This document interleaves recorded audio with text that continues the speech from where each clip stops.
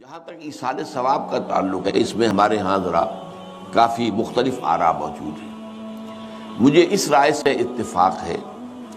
کہ مالی اگر کوئی عبادت ہے اس کا ثواب آپ اپنے کسی فوت شدہ بزرگ کو منتقل کر سکتے ہیں۔ مطلب آپ نے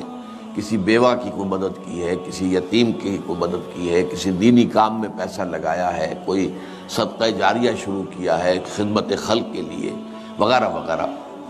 اس کی تو جو ہے اس کے ثواب کو منتقل کیا جا سکتا ہے کہ اللہ اس کا ثواب میرے والد یا میری والدہ کے روح کو پہنچا دے۔ جسمانی نہیں، آپ نماز پڑھ کے کہیں اس کا ثواب، یا روزہ رکھ کر کہیں کہ اس کا ثواب، یا یہ کہ آپ قرآن پڑھ کر کہیں یہ آپ ہی کو ثواب ہوگا، آپ خود پڑھیں گے آپ کو ثواب ہوگا۔ البتہ ایسے تمام افعال کے بعد جب آپ اللہ سے دعا کریں گے، یہ نہیں کہیں گے کہ میرے اس فعل کا ثواب منتقل کر دے، اے اللہ میرے والدین کی مغفرت فرما، تو یہ کوئی نیک کام کرنے کے بعد جو ہے اس دعا کی تاثیر جو ہے وہ بڑھ جاتی ہے۔ بس اس پہلو میں انڈائریکٹلی اس کا ایک تعلق بن جائے گا، ورنہ یہ کہ وہ اس طریقے سے بچوں کو بلانا اور پڑھانا اور یہ جو ہے سوئم میں کرنا اور قرآن خوانی کی محفلیں، یہ سب بدعات ہیں اور یہ در حقیقت دین میں اضافے ہیں اور ان کی کوئی حقیقت نہیں ہے۔ دیکھیے، انسانی زندگی کے یہ تین دور ہیں: حیات دنیاوی جو ہماری پیدائش سے شروع ہو کر اور ہماری موت پر ختم ہو جائے، پھر حیات برزخی موت سے لے کر قیامت کے دن تک،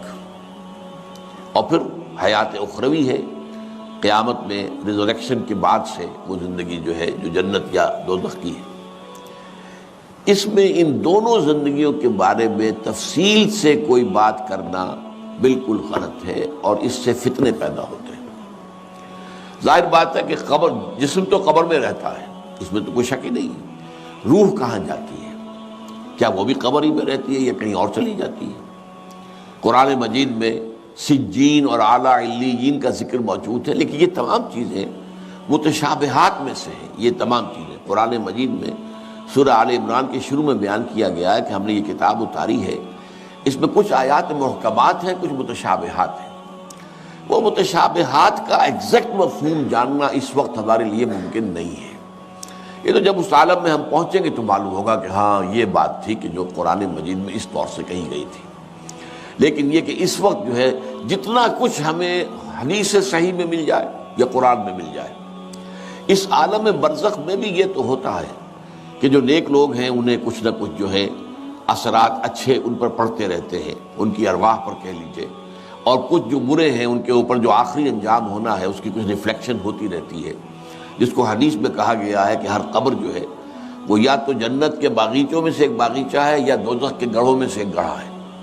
یا کہیں کہہ دیا جاتا ہے کہ کھڑکی کھول دی جاتی ہے اس میں، یا جنت کی طرف سے ٹھنڈی ہوائیں آئیں، خوشبوئیں آئیں، اور یا دوزخ کی طرف سے کہ آگ کی لپٹ آئے۔ دوزخ میں داخل ہوں گے قیامت کے بعد ہی، اور جنت میں داخل ہوں گے قیامت کے بعد ہی، لیکن اس کے کچھ آثار پڑنے شروع ہو جاتے ہیں، وہ جس کو انگریزی میں آپ کہتے ہیں coming events cast their shadows before, بعد میں آنے والے واقعات جو ہیں ان کے کچھ سائے جو ہیں پہلے سے آنے شروع ہو جاتے ہیں۔ تو اسی طرح سمجھیے کہ جو کچھ آخرت میں کسی انسان کے ساتھ ہونا ہے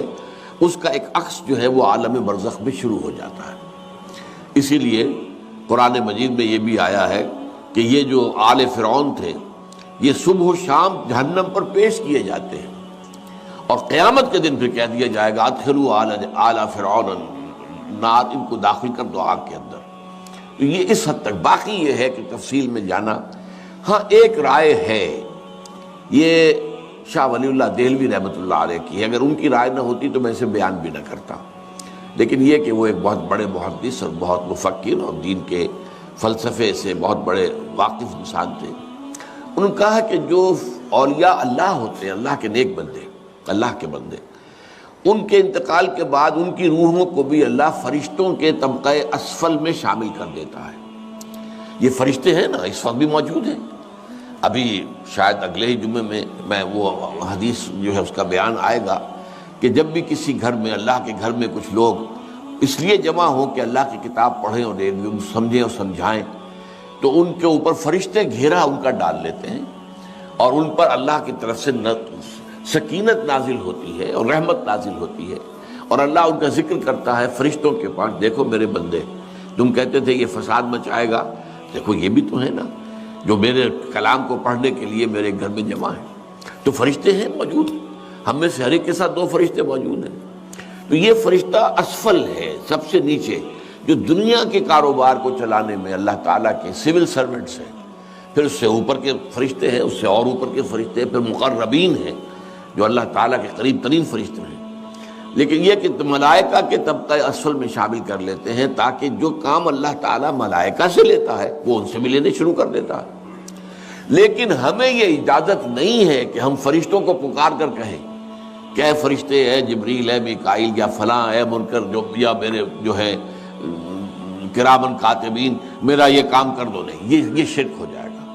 اسی طرح ہو سکتا ہے کہ انبیاء کی ارواح جو ہے وہ بھی اللہ تعالیٰ نے شامل کی ہوئی اس لشکر کے اندر، وہ کام کر رہے ہوں اور وہ اللہ تعالیٰ کے حکم سے مختلف معاملات جو ایگزیکیوٹ کرتے ہوں، لیکن ہم کسی کو پکار نہیں سکتے۔ بس یہ اگر آ گیا میدان تو یہ پھر شرک